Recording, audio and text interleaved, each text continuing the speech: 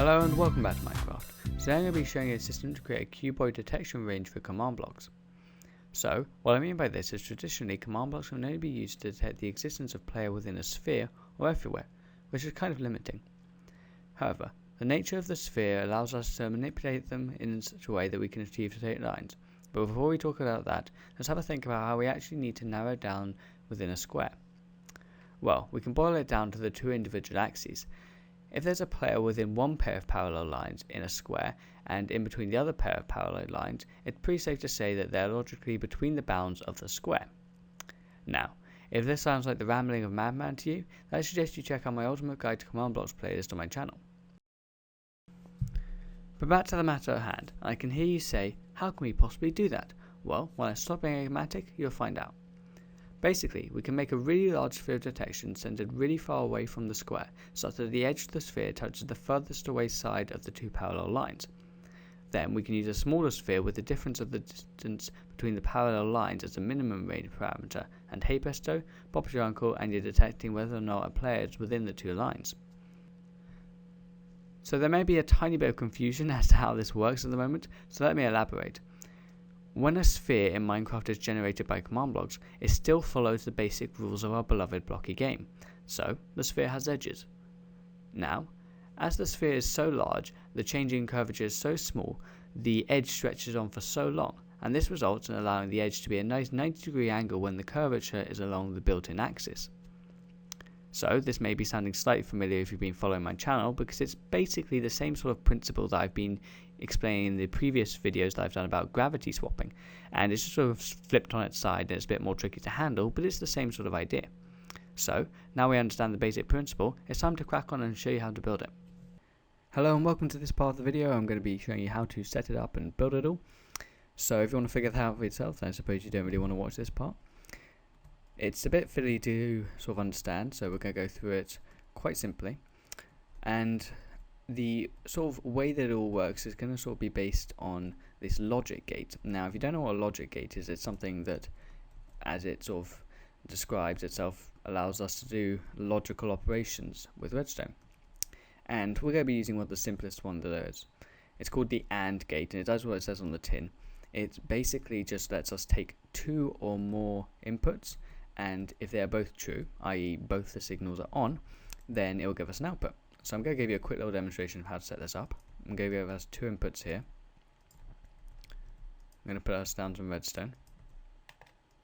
And then I'm going to draw a little line of 3 and put two torches on and connect them up. Now, both of these torches are simultaneously powering this piece of wire. And if we had more torches powering this wire, or any on input powering this wire, then we could have more inputs coming in, and it would have to have more different inputs that all had to be true in order to activate this. And the way it's activated is very simple. We simply come around here and place a torch. And then we place a wire, and this is your output. So the basic idea of this is very simple. If you have one input on, there's nothing because this torch is still powering the wire. But if you have both inputs on, then the wire is no longer powered and you get an output, like such. Right, so now we're actually going to create the system that will allow us to do the detecting. And I'm going to start out with the circuitry, and then we're going to get all the command block commands. So we're going to place a comparator down and give it a power source. Then we're going to put a block in front of it, a piece of redstone, a block, a repeater facing out of that block, and then another piece of redstone. As you can see, it toggles a clock. Now for the time being, I'm going to switch that off. I'm going to come around this side and place two command blocks. So this piece of redstone will now power this block, which in turn will also power that block. So at the moment we don't need to worry about extending the signal out, but it'd be easy enough to do that just by dragging a wire along the top and making sure that we continue to power that by maybe dragging the wire along there as well. However, for the time being, we're just going to put some comparators here, and these are going to be test for commands, so when they're true, these will light up. Now we're going to put two blocks here, two torches, some blocks on top of that, and a wire. We're going to come around, and we're going to place some torches on the side, and the basic idea is that you can place torches anywhere on these blocks and it can provide an output. So, as you can see, we have the same mechanic over here. We have a wire up top powered by two torches, then inverted again, and that gives us an AND gate. So, now we're going to want to get the command blocks and the coordinates put in here. So, start by putting test4 at A, and then open bracket. You can do that for both of these. Right, now I'm going to get the commands for our command blocks. So the way I'm going to do this is we're going to go to the side over here, and the reason we're going to go to this side is because we need to find out which direction we're moving in and which is the lowest coordinate out of the two parallel sides compared to the direction of movement. So as you can see, this is the side on the block 70 and this is the side on the block 75. So this is the lower side. Now you want to take note of this and you want to go into your thing. Now the x coordinate doesn't change between these, and to be honest you don't really need to worry about that too much, but just so that we're around the same sort of area as we are, we're going to put the coordinate we have there, so 792, and then for the y coordinate we're going to actually put 47 even though it says 57, and for the z coordinate we're going to put 1070. Then for the radius we're going to put 1001, and then if you recall it was 70 here and 75 over there, so it's a distance of 5, so the minimum radius has to be 5 less than the total radius, which makes it 996. Now I'm going to press Ctrl A and Ctrl C and I'm going to take that. And now I'm also going to explain to you why exactly we have to do the 47y value as opposed to the 57y value. And to do that I'm going to show you the picture that I showed you earlier of the sphere. Now, as you can see, around the sort of edges of the sphere, or not the edges because spheres don't have edges, but the sort of sides where it begins to get flatter, you can see that there are small little one block areas where it just sort of pops out like a little nipple. Now, this one block area is a little difficult to deal with because obviously it's not a large big flat surface, and unfortunately that's the way that Minecraft detection spheres work. So in order to work around this we put that nipple below the ground. Right, so once we've come and put the coordinates and parameters into the command block, we're just going to repeat the same process for the other side. So we're going to come over here, and instead of taking these two parallel sides, we're going to take these two. Press F3, walk along, see which way it's ascending. Seems to be ascending in that direction, so we're going to come to the back here on the lowest, and we're just going to jot down the same sort of thing. Now it's changing on the x-axis this time, so this is the one we have to add 1000 to, so we're going to do 1900 or 791, and then we're going to do 47 again, and we're going to do 73,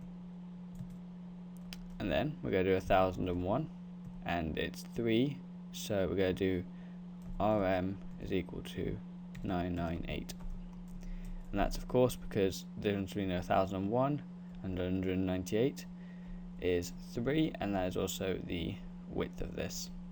So then we're going to come over to the command block, throw it in there, and we can just finish this off by making a little system that will say when we enter and leave. So this is going to be leave, because as we know we're currently not within the region, so when this is on it's going to trigger that. When this turns on, it's going to say enter, and we can just kind of like take notice of how this is working already. We're going to switch on the clock. As you can see, when I'm in this sort of area, it's going to switch off that torch. And then when I'm in the area over here, it's going to switch off that torch. So, when I'm in the area here, it's going to switch off both of them. And it's going to switch on the output torch.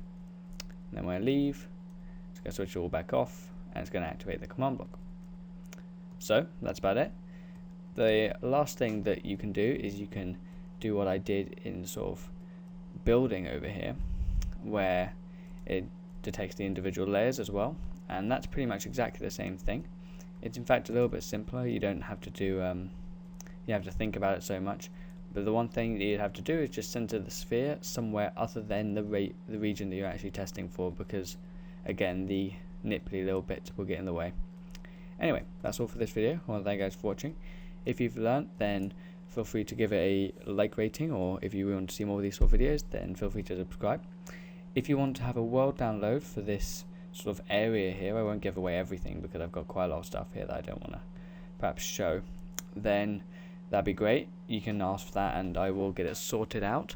And that's about it. I want to thank you guys for watching, And another thing I want to point out just before I go is about halfway through recording this last bit, my computer crashed, so I had to do a bit of a jump cut then, and my audio quality may have changed, but I want to know how noticeable this is, because my computer has a fan because it has a tendency to overheat, so I have to switch off the fan every time I want to do a recording. But if I'm in a hot country like I am right now, then I can't record for a very long time because it just overheats. Luckily my program that I use is pretty good at recovering, but it is a pain. So if the audio quality is too much of a dramatic change, then write it in the comment section below, because I don't want to be putting in the extra time and effort and having to restart my computer if it's not that much of a big deal. Anyway, as I said, that is it for this video, and I'll see you guys next time.